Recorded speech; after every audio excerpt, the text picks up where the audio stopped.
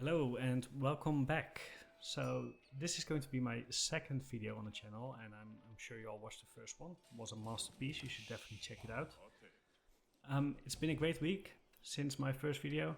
I played lots of games. I won most of them, also lost a few of course. I'm still in the Platinum League. But it's been lots of fun, so it's been great. So for those of you who didn't watch my first video, in the first video I explained I just tried to play one civilization, which is Japanese, with one tactic, which is fast castle.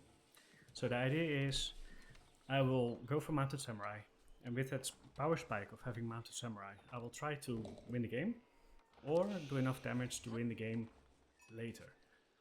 But it all depends on having fast mounted samurai and being stronger than the opponent during that time window where I am age 3 and the opponent is hopefully age 2 or maybe just age 3 without a lot of units. So in this game we have me, the Japanese player, in red.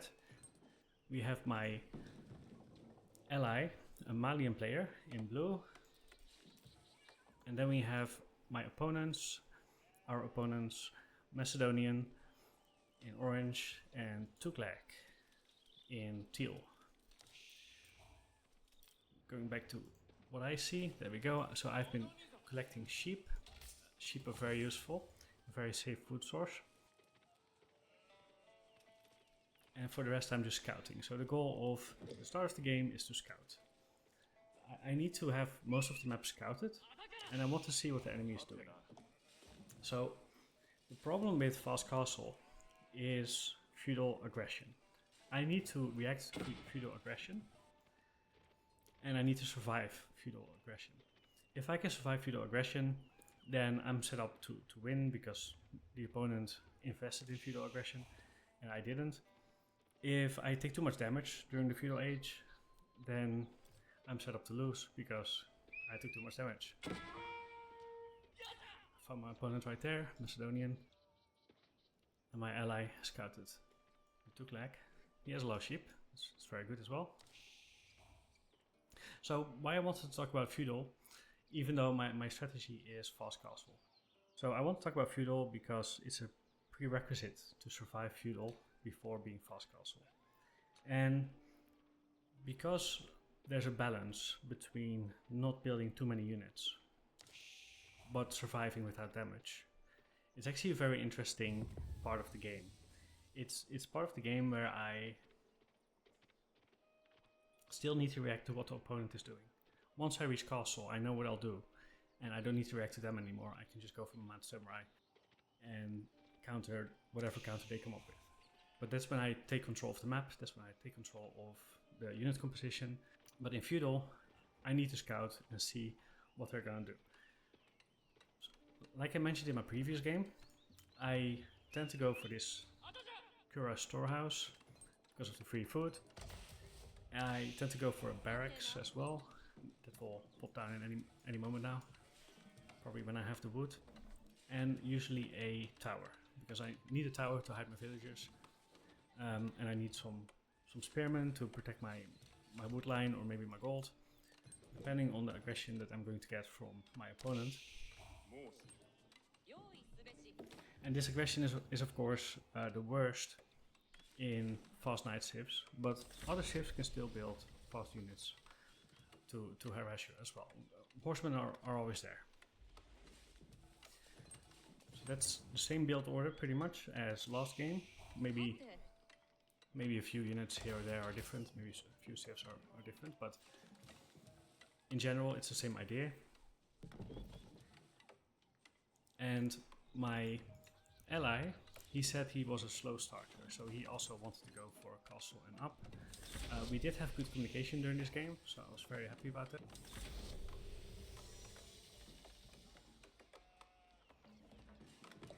So now I'm just scouting, continuing to scout. I'm starting some spearmen, which will come in handy for defense. And I'm still scouting the edges of the map, so there's some parts that are still black. So that's where I send my scouts. I just queue them up and just run around. If I find any strangler sheep, I'll use them, so that's useful. But I'm not actually expecting to find anything too interesting here. I already found my gold that I can move on to. Here's a safe gold, and there's a safe gold near the boar as well. So I think I already found the most important part. Maybe it should have been important to watch what the enemy is doing at this point already. And I saw him coming with my scout, so I moved my spearman to my gold. And once he shows up, I'll be ready to defend here.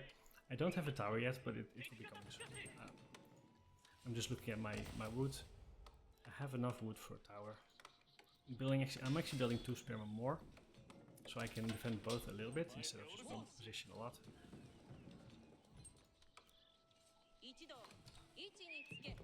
And I see him run back, so crash is averted.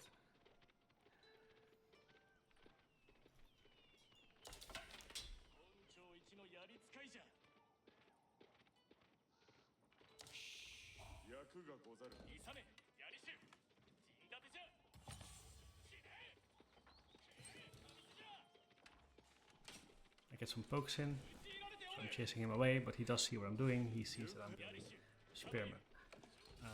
So even if you go to the opponent and he has to defend against whatever you're doing, you still get information, which is his current unit composition. And for that reason, I'm building a stable. I saw some replays where some horsemen were trying to harass, but during the harassment you're also scouting as well. So hopefully I can kill a villager or 2, but even if I don't, I still get information, which is really what I need. Looking back at this game, I see my scout standing right here on my base. And the opponent's scout is actually standing in front of my ally's base. So this is actually where I should have been. I should have been walking around on this side to the left of his base, probably not behind it. There's a risk of getting caught. But definitely the front of his base. And if I would have sent my 4 spearmen, I could have seen some unit composition from him as well. Normally it's pretty risky to send infantry out to collect information because you're slower. So if the enemy finds you and has a bigger army, they can chase you and kill you. And but spearmen, they actually don't have to worry about cavalry.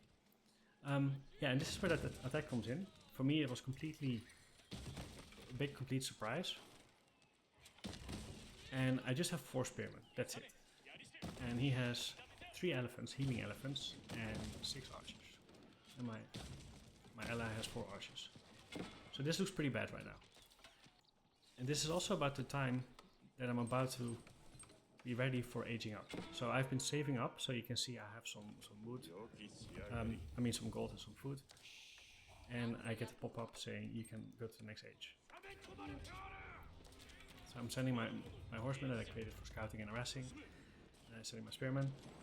And I'm gonna take this battle, which I now think is a mistake. Clearly outnumbered, I should have just waited. Just let the tower do the damage. This Saharan Trade Network tower. And what I also do is I build a second barracks for more spearmen. And I do age up. And I think this is a mistake as well. I could have cancelled my age up, pulled all my villagers from gold, sent them to wood, and build archers. That's what I think I should have done in hindsight, because it's easier to see in hindsight. These elephants actually don't have a lot of ranged armor, and they're also not particularly fast. So archers would have worked great. And I'm trying to go for samurai, so I'm building my stable, I'm building my landmark. But with samurai or any melee unit, you're always trading. With archers you can just shoot and kite, so you don't take as much damage. So here I take a bad engagement. I thought it would be more successful, which is a misjudgment on my part. And I also see heavy melee infantry, which is another reason to go archer. Because even though an archer isn't a counter, he can kite, and especially around a base with a tower that can shoot, kiting is very, very powerful compared to just trading with samurai, with melee units in general. So a few more low-level units. These are desperation units. I just built them because I had a barracks. But as soon as my floating gate is ready, I'll switch to samurai. I catch his scout there, so that's good, I guess. Oh, no, I didn't. Yeah, and at this point in the game, so we're only 10 minutes in. There's 4 elephants, there's men-at-arms, there's archers. And all of this shouldn't have been a surprise. So when I look back at the game, I looked at the landmark, and I see that it's relatively cheap to get these elephants, and it's also a early landmark. So in the future, when I'm playing against Tuglak, I'm definitely going to be scouting them, standing in front of the landmark, and as soon as elephants start popping out, I will have to start building archers. Because archers are the counter to this entire composition. There is a horseman, but not too many. There's mostly archers and elephants. So my reinforcements are pouring in, and as you probably noticed, the first set of reinforcements that already disappeared. It's because while they're trickling in, I'm too impatient to wait for them to gather up into a nice strong group. I actually sent them in pretty much one by one. So these were auto aggroed, it wasn't me sending them in. But now that I have a very small group that is clearly going to lose against this, I'm already sending them in. Which is in the end a waste of units, because they're not going to last very long, nothing will do damage. Maybe I'll kill units too, but nothing really changes. I should have definitely waited for more. Also at this point, I should have just backed out. Let the towers do as much work as possible. So the reason you have an advantage as a defender is because you have towers that shoot arrows. So as soon as you step out of range, or as soon as you're chasing, the entire advantage is gone. So there's more pouring in right now. I'm also collecting my Yoshiro, putting them into buildings. I actually put one in my stable. I normally don't do that, I normally mention. I said I normally go for the town hall first, the town center.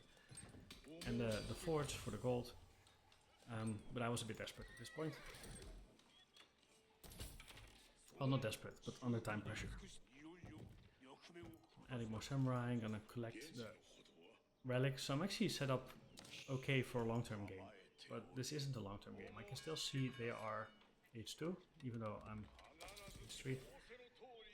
And if he would have scouted in between where his army is, which is roughly here, just out of sight, and his base, that's how you can see whether they're going all in or whether it's just a push to make us react, potentially overreact.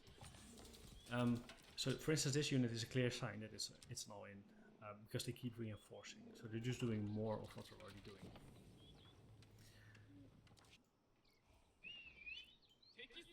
Yeah, I should have moved my scouts to be a bit closer here. You're still right there, so they're definitely coming soon. And there we go, they're moving again. And what do I have? I have some samurai and some mountain samurai, which I don't think in hindsight is the best composition. These elephants are very strong for this point of this in the game, because they come out so early and they are so tanky because of the healing. I really needed the hard counter against them. I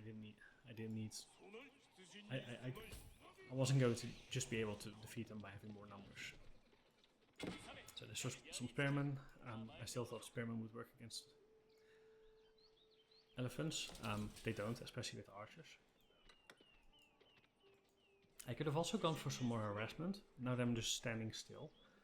If I do some more harassment, I can maybe decrease their new units coming in. So even if I cannot win a direct fight, hopefully this base can hold on for long enough so that over the long term we can win the fight if I kill some villagers on their side.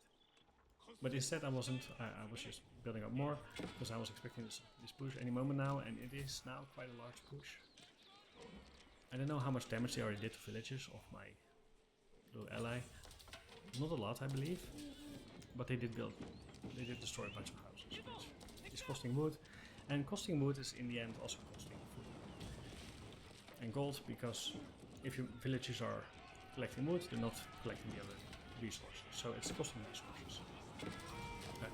So here I run in. I'm overestimating the strength of the samurai, clearly not able to handle this. I should have pulled back sooner, but I didn't. I think the the thing that's deceiving is the healing. Because if he's healing against my damage, it really decreases my capabilities of killing units. And this might be a bit more than I thought it would be. And here, this is just too impatient. I shouldn't take this fight outside of the tower range. I shouldn't be chased to the edge of the tower range. Especially if you're a melee, unit, because they get to shoot from outside of your range.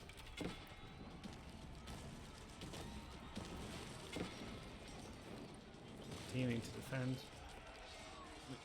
Probably this base is wide open without any walls. It's just gonna be my guess. Let's find out.